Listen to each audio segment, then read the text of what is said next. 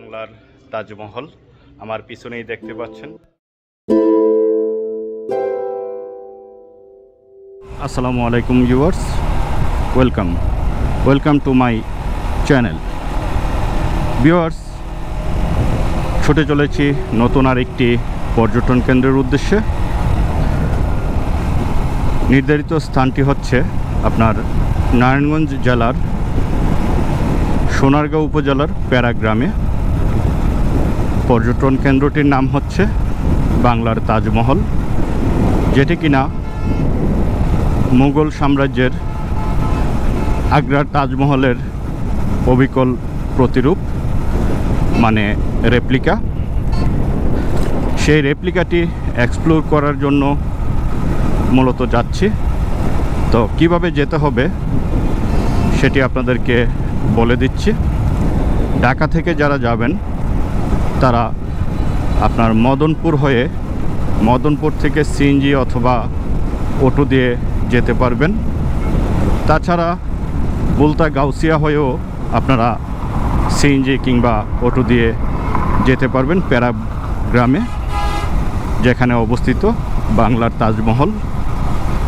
তো আজকে আমার ভ্রমণ সঙ্গী হয়েছেন আনোয়ার ভাই।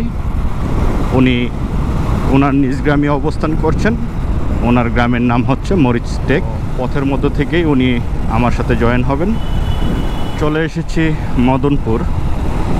যারা ঢাকা থেকে বাস যোগে আসবেন তারা কিন্তু এখানে এসে নামতে হবে।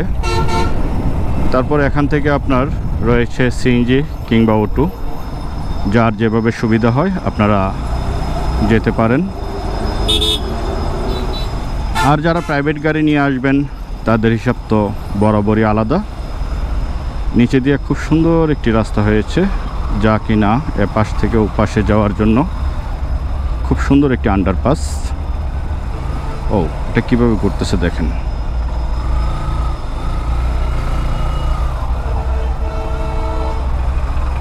এত লেন করার পরও আপনার জ্যাম যেন পিছুই ছাড়ে না, এমন একটা সিচুয়েশন। আপনার প্রশস্ত হচ্ছে, মেবি 8 লেন হতে পারে, I am not sure, but ধারণা করা হচ্ছে, মানে আমার ধারণা হচ্ছে। কারণ দেখুন দুই পাশে প্রচুর জায়গা নিয়ে কিন্তু আপনার সম্প্রসারণের কাজ চলমান।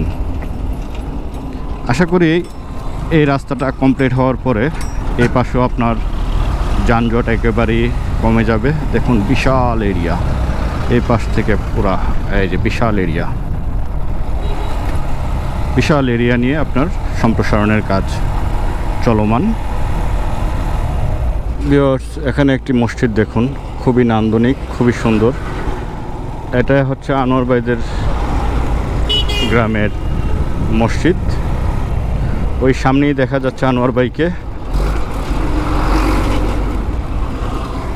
তো আজকে আনোয়ার ভাই হচ্ছে তাজমহল পরিদর্শনের আপনার আমার ভ্রমণ সঙ্গী।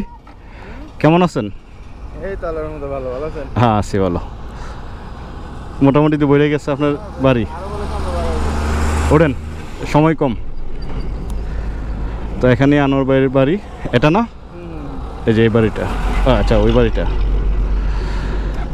তো যাই হোক, আমাদের খুব বেশি সময় লাগবে না, এখান থেকে হয়তো বা 1 থেকে 2 কিলো। তো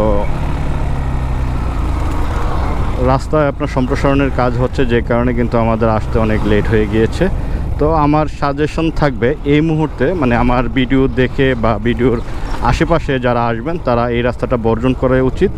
কারণ যেহেতু সম্প্রসারণের কাজ চলছে, প্রচুর ভাঙাচোরা আর রাস্তায় জ্যামের পরিমাণও বেশি। তাই সকলকেই সাজেস্ট করব যে আপনারা বুলতা গাউসিয়া হয়ে আসেন, তাহলে হয়তো বা আরেকটু আরামে যাতায়াত করতে পারবেন। বাংলার তাজমহল, তারপরে পিরামিড, তারপরে ক্ষুদিরামের ফাঁসির মঞ্চ, তারপরে হচ্ছে আরেকটা কি জানি বেহুলার। যাই হোক, মানে 3-4টা স্পট একসাথেই। তো যাওয়ার পরে আপনাদেরকে একে একে দেখাবো। আর যেহেতু গোল্ডেন টাইমে এসেছি, মানে মাগরিবের আগ মুহূর্তে সূর্য ডুবি ডুবি অবস্থা। আমি মূলত ওই টাইমটা সিলেক্ট করেছি। আপনার ভিউটা আশা করি খুব সুন্দর আসবে। তার মধ্যে যদি আকাশের অবস্থা যদি খারাপ না হয় তাহলে বেস্ট একটা ভিউ পাবো।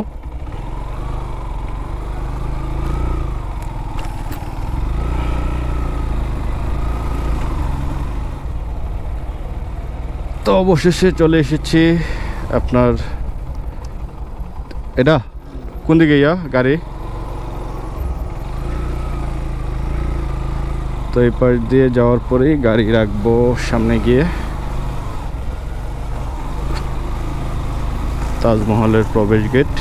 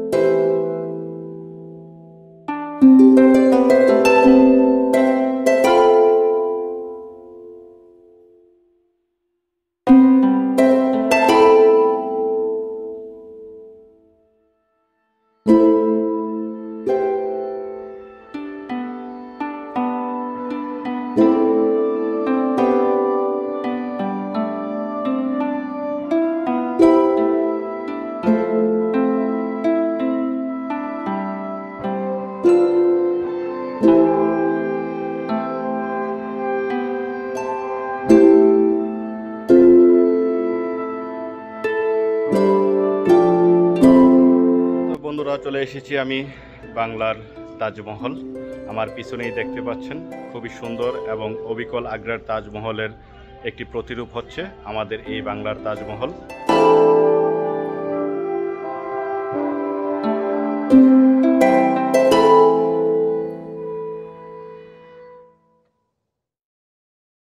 বাংলার তাজমহল বাংলাদেশের রাজধানী ঢাকার নিকটবর্তী নারায়ণগঞ্জ জেলার সোনারগাঁও উপজেলার পেয়ারাব গ্রামে অবস্থিত।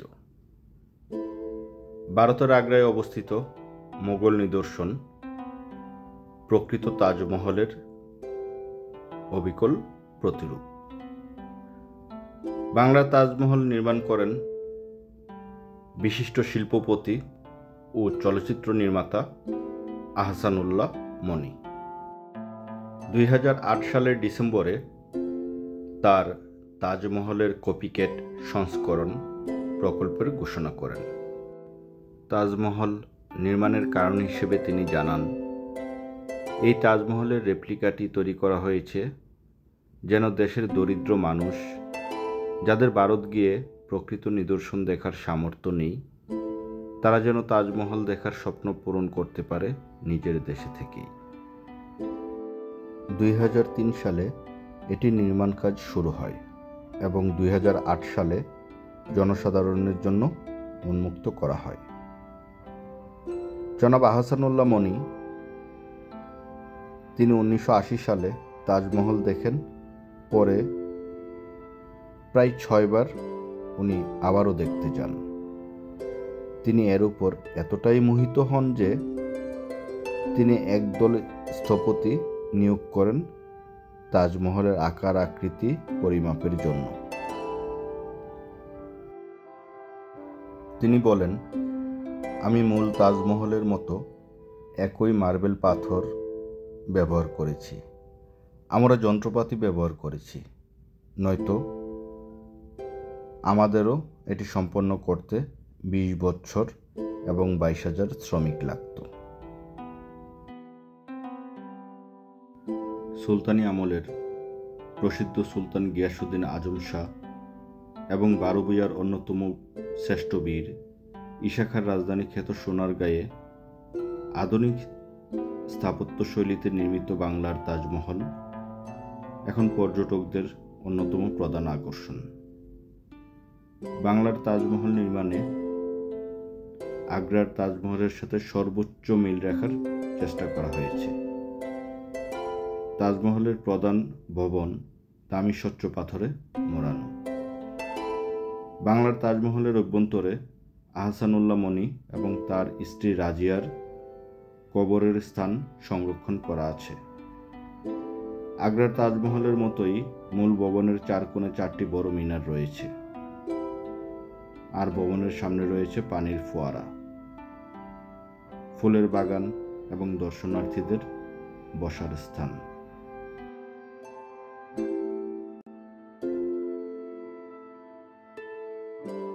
তো ভিউয়ার্স, তাজমহল থেকে বের হয়ে যাচ্ছি, এখন যাব পিরামিডে। তো পিরামিডে যাওয়ার পরে পিরামিডের অবস্থাটা আপনাদেরকে দেখাবো। আর মিউজিকের কারণে খুব বেশি একটা আপনার ফেস টু ফেস কথা বলতে পারিনি। তো দেখা হচ্ছে আবার পিরামিডে গিয়ে।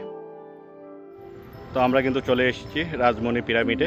তো তাজমহল থেকে বের হয়ে একটু সামনে আসলেই আপনার রাজমণি পিরামিড। তো আমার পিছনেই রয়েছে রাজমণি পিরামিড।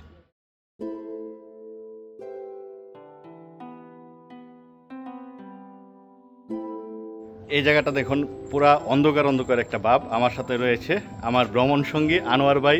তো আনোয়ার ভাই আর আমি কিন্তু অলরেডি পিরামিডের ভিতরে। আর এই জায়গাটা কিন্তু একটা ভুতুরে একটা ভাব অলরেডি চলে এসেছে। আর যদিও একটু সন্ধ্যার আগ মুহূর্তে, আর এই টাইমটাকেই কিন্তু গোল্ডেন টাইম বলা হয়। তো আপনারা কিন্তু দেখতে পাচ্ছেন। আর আনোয়ার ভাই একটু হাই বলে দেন। হাই। তো এখন আমরা ভিতরে যাব, ভিতরে গিয়ে দেখি কি অবস্থা, মানে আসলে এই পিরামিডের কি অবশিষ্ট আমাদের জন্য আছে দেখার মতো। তো আমরা কিন্তু এখন পিরামিডের ভিতরে ঢুকবো। প্রবেশ এবং বাহির এক পাশ দিয়ে ঢুকতে হবে এবং আরেক পাশ দিয়ে বের হব।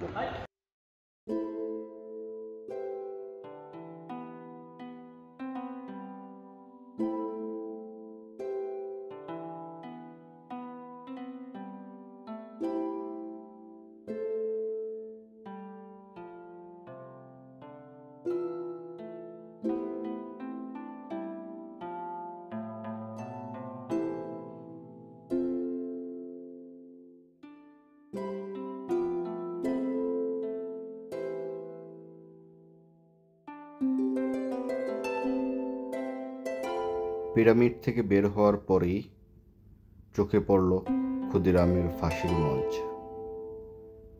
যদিও এটা অরিজিনাল ফাঁসির মঞ্চ নয়, কিন্তু তারই আদলে তৈরি করা হয়েছে প্রতীকী এই ফাঁসির মঞ্চটি।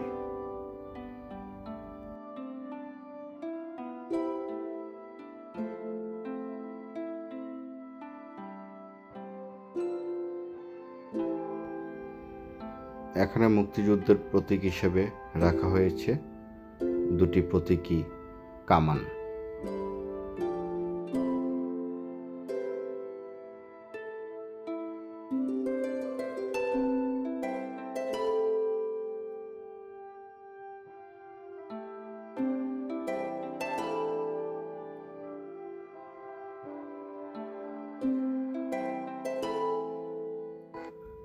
বেহুলার বাসর ঘর দেখতে পাচ্ছেন। বাসর রাতেই তার স্বামীকে সর্প দংশন করেছিল, তারই একটি প্রতীকী এখানে দেখতে পাবেন।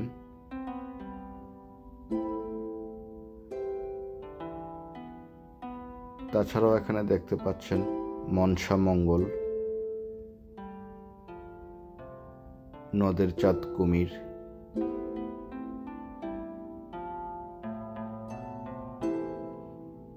আধুনিক গ্রাম, গাজীপুর ভাওয়াল রাজার বাড়ি। ভবিষ্যতে এখানে আরও বিনোদন কেন্দ্র ও সংস্কৃতি প্রদর্শনী যুক্ত হবে বলে আশাবাদী আমরা। বাংলার তাজমহল এটি একটি স্বপ্ন, সৃজনশীলতা আর ভালোবাসার প্রতীক।